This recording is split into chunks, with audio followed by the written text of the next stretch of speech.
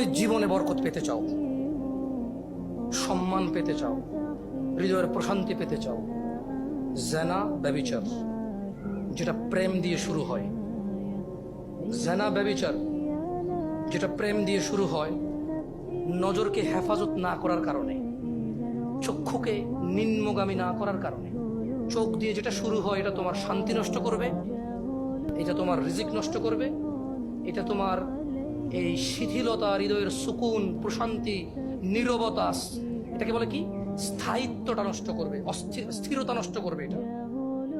ছোট ভাই, তোমার প্রতি আমার নসিহত, তুমি কে নীল পড়ছে, লাল পড়ছে, কে ছোট পড়ছে, কে বড় পড়ছে, তুমি এগুলা মেজারমেন্ট করার দরকার নাই। তুমি নিচে নজর রাখো, হাঁটো, তোমার এটা জানারও দরকার নাই আজকে তোমার সামনে দিয়ে কয়টা মেয়ে কি পড়ে গেছে তুমি দেখোই নাই। তুমি নিচে হাঁটো, যথাসম্ভব তুমি যতটুকু নিচে দেখে হাঁটা সম্ভব তুমি তোমার চোখকে হেফাজত করো। লজ্জাস্থান হেফাজত হবে, লজ্জাস্থান হেফাজত হলে তোমার হৃদয়ের প্রশান্তি নষ্ট হবে না ইনশাআল্লাহ। রিজিকের দরজা খুলবেই খুলবে।